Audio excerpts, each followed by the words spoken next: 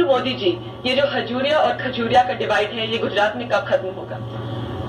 इस चुनाव के परिणाम से आपको पता चल रहा होगा कि वो स्थिति गुजरात के मतदाताओं पर कोई प्रभाव नहीं कर रही है। कुछ सीमा तक उस कठिनाई को हम फेस कर रहे हैं, लेकिन कुछ दिन पहले जैसे अटल जी ने कहा था कि गुजरात भाजपा को ग्रहण लग गया है, मुझे लगता है चुनाव के बाद उस ग्रहण से हमारी मुक्ति हो जाएगी। पर मोदी जी, गुजरात में आपकी बारी का सबसे लोएस्ट वोटर टर्नआउट रहा है, तो ये क्या डिसिडेंट्स के साथ एक सिनिकल एटीट्यूड नहीं है? जी नहीं, लोएस्ट टर्नआउट का कारण सबसे बड़ा ये है कि चुनाव के मैदान में कांग्रेस में कोई दम ही नहीं था, और जब प्रतिस्पर्धी में कोई ताकत नहीं होती है तो लड़ाई का मजा नहीं आता है। मजा नहीं आता है तो लोगों में उत्तेजना नहीं आती, उत्तेजना नहीं आती तो वोटिंग टर्नआउट में करना। मोदी जी, गुजरात में जो इनफाइटिंग की स्थिति है वो काफी सीरियस है। पिछले 2 दिनों में ही वाघेला जी की एक रैली पे पथराव हुआ था और वीएचपी और आरएसएस के साधुओं ने उनके अगेंस्ट प्रोटेस्ट निकाला था।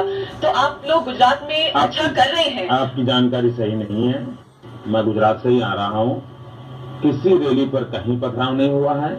आरएसएस के कोई साधु होते नहीं है, विश्व हिंदू परिषद के भी साधु नहीं होते हैं, लेकिन कुछ संत नाराज थे क्योंकि वाघेला समर्थक के कुछ बंधुओं ने ऐसा बयान कर दिया था जिससे उनको बड़ी चोट पहुंची थी। बिलो बेल्ट अटैक कर दिया था, उसके कारण वो बड़े नाराज होकर के कोई एजिटेशन कर दिया था। मोदी जी, लेकिन संघ और वीएचपी के लोगों ने समझा करके उस एजिटेशन को वापस करवाने में सफलता मिली। मोदी जी, संघ ही की कुछ लोगों ने वाघेला जी के लिए एक टर्म यूज किया था, उन्होंने कहा था कि he is the traitor to the real meaning of Hindutva. Do you agree with this?